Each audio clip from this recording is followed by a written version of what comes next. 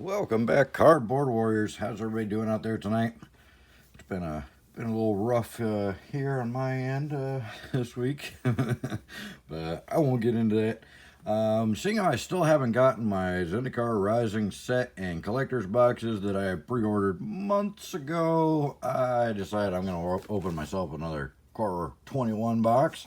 I haven't opened a lot of these yet, so I need to open a few more probably to build up the collection. So I love this set. I love the Grim Tutor, so hopefully I get one of those in there. But I don't mind opening some more of this, and hopefully you guys are interested in watching a couple more openings of this.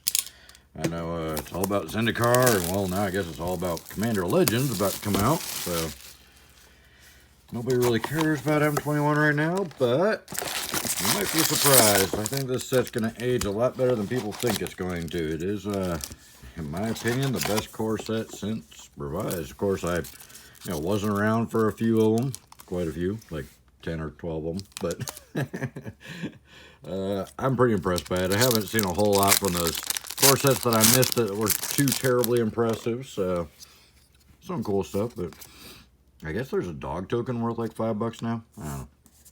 Beats me.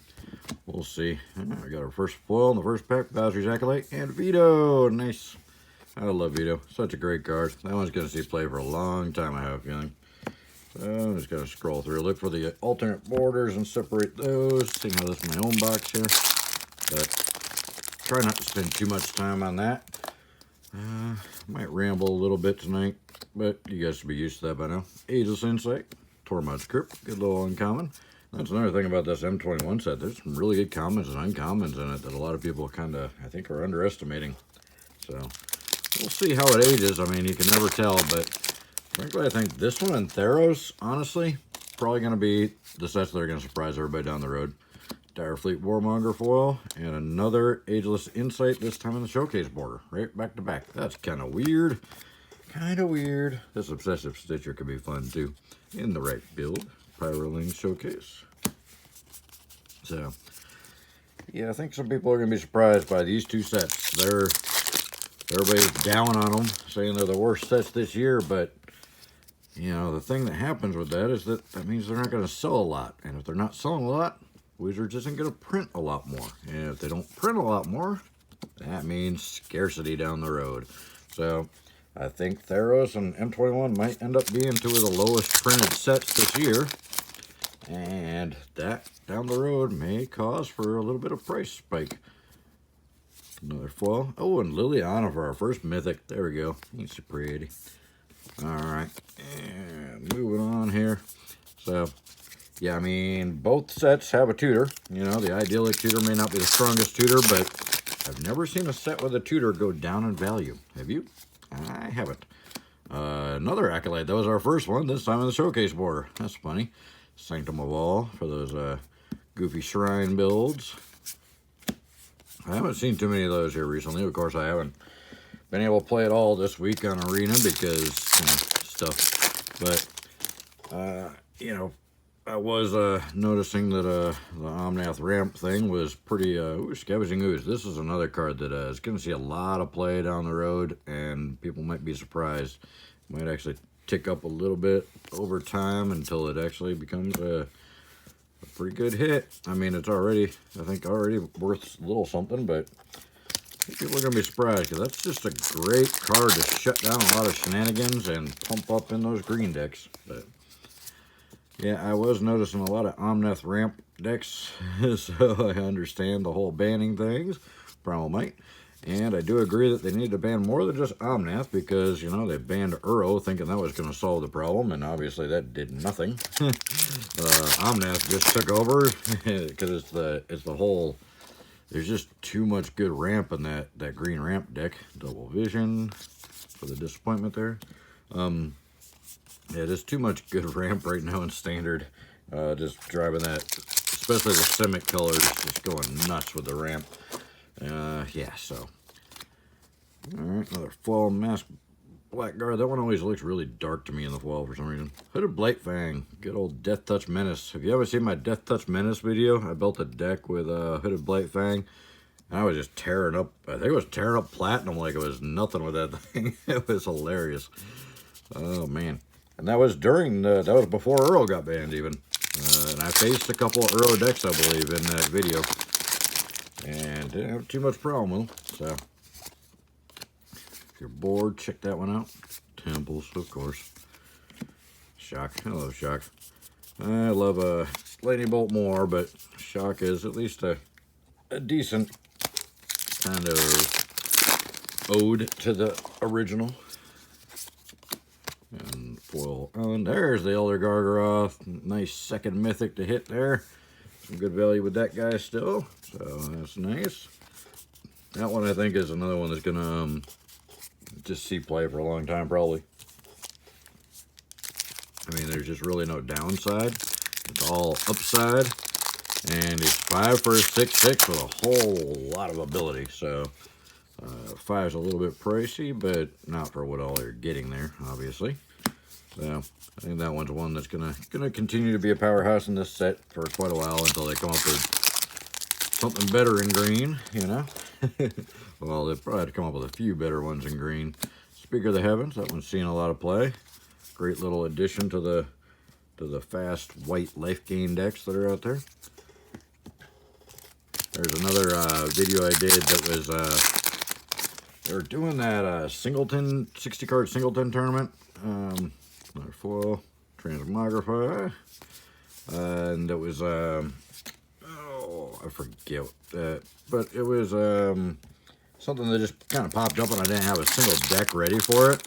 So I literally just went to the search thing and I hit white and I typed in life gain and just kind of threw one of every card that I found in there, starting at 1 mana and working up to like 3 mana. And then I threw in a couple other, you know, staples that I knew would be good for the deck, like Heliod and stuff like that. And man, so I literally put no thought in the deck at all, just kind of threw it all together. Just continuity. That one's still worth a couple bucks, I think. It's like a $2 bill there. And I just tore through the little tournament. It was hilarious. Man, I was just wasting people with that deck I literally just threw together by searching for a life gain. It was hilarious. Pack leader, sees a little bit of play. So, I had no idea. I've never played Commander, and I never played Brawl, so I'm just totally lost in those formats at all, on how to, another foil, another temple, on how to build anything, you know, that's got good synergy and whatnot, you know. So yeah, I had no idea really what to do. I just threw a bunch of life gain stuff in there and hope for the best, and somehow it worked. It was actually really fast because everything I put in there was like 3-drop or less. Oh, a second Elder Gargoyle, the double tap on it. Nice. If you're gonna get a double tap, that's the double tap to get right there. Some duplication is not a bad thing. Sometimes. Although I do miss the days of 100-card sets, man. Oh, I love the 3rd set in the block. Every time it was so good. You could get a box and get pretty much all the good rares in the one box. And this is before they had mythics, obviously. That Patrician, that's a great card. That was a great design. Yeah. I love the 3-set blocks and the smaller 3rd set. I'm so disappointed that they don't do that anymore. I thought it just was a lot more creative and a lot nicer. Oh, there's a foil rare, Containment Priest. Containment Priest is probably going to see sideboard play for a long time. I know it doesn't get a lot of respect, but I think it's actually a really good card. Brash Taunter. This guy's so much fun. I've got a deck with Brash Taunter and yeah, I can't think of it right now. Gorehorn. Oh, man down. What's the white flyer there that every time it takes damage it gets +1/+1 counters instead of actually taking the damage? Oh god, I can't think. It's been a long week. Yeah, you know the card I'm talking about. Standard Bearer, another Tormod's Crypt. And it's basically just all stuff that does damage to everything on the board, including my own guys. So that Brash Taunter will then relay that damage to the opponent, and then the little flyer there will pump up like crazy, and then I'll attack with that. It's hilarious. 9 lives. This card, there's some cool combos with that one on turning it into, what did they turn it into? I forget. Oh, they swapped it with me, and then used the Shadow Spear, I think it is, to remove the indestructible, and then killed it. I was like, oh. Pretty cool combo. What combos have you guys been playing with lately on Arena? Yeah, oh, 2 rares. Look at that. 2 foil rares, right back to back, in the same box, and both good ones. Hooded Blade Fang and Containment Priest. And then a Fable Passage in the same pack. Gotta love that. Oh, Fable Passage is so good. Possibly one of my favorite fetch lands ever, because it'll go for any color. You don't have to pay life. And if you got at least 4 mana on play, it comes into play untapped. Gotta love it. Fungal Rebirth Foil and the Pursued Whale. Nothing else exciting in that pack. Getting down there. We're on our last stack here. Trying to work on getting these opening videos a little faster. I'm getting a little better at cracking packs while yapping my jaw at the same time. So, and they're non-foil Containment Priests. There we go. So, we'll see. Sometimes I just like to enjoy the opening and talk about the cards and tell stories and stuff, but I suppose I better learn how to open stuff faster too once in a while. Necromancia. And, oh, there's a Steward in there hiding, and I knocked over the common pile again. Let's do something about this. Let's work smart, not hard. We'll throw that stack over there. All right. So, picking things up every turn. Animal Sanctuary. Has anybody ever done anything good with Animal Sanctuary? I have never seen anybody play it with any real effect at all. Seems like a pretty weak card overall. I know a lot of people are pretty hyped about it at the beginning, but well, not a lot of people. Another Prowlmite. That's the second one, I think. Yeah, I don't know. I was never really too excited about it, and sure enough, it doesn't look like it really did much. I think people are using it in the Houndmaster decks there, the Doggy and Kitty decks, Siberia, but I haven't seen much aside from that with it. And I really, most of the time I've seen people play it against me, they don't actually get to trigger it even. Might trigger it one time or something before the game's over, but just a little too pricey, and it ties up your mana. Another foil, another Sanctum of All. What is this? Do we get one of those boxes that was like right in the middle of the print sheet, and we got like two halves of a box with the same cards in it? What's going on here? Oh boy. Oh, there we go. There's my baby. That's what I was hoping for. Nice Grim Tutor. I love that card. Such a good card. And it's in a just standard draft box all day long. And it's a core set, so it won't climb quickly. It'll probably be a pretty slow climb, but Period of the Abyss, that one's fun. It'll get up there. I have a feeling this one's going to surprise people down the road. I may be wrong. I've been wrong before, but I think this one and Theros, I think those are the two that are really going to surprise people. Obviously, Ikoria is going to be good down the road because the box topper, if it's nothing else. What? 2 packs back to back? Wow, this box has got a lot of duplication in it. Yeah, obviously Ikoria because the box toppers, Double Masters because the box toppers, and it is a master set with some really big hits in it. And Zendikar Rising because the box toppers, all going to be, pretty sought after down the road. But the thing is, people know that. A lot of people aren't betting. Stormwing Entity, great card. Not a bad way to end it. Not a great way, but not a terrible way. Yeah, a lot of people are, the thing is, a lot of people know about all the sets that came out this year with the box toppers are all going to be pretty sought after down the road. So everybody's kind of sitting on those, and they're selling a lot. So we'll see if they're going to do any extra reprints this year. They're obviously going to look at those sets first because those are the sets they're selling. I would be utterly shocked if they do another print run of Theros or M21.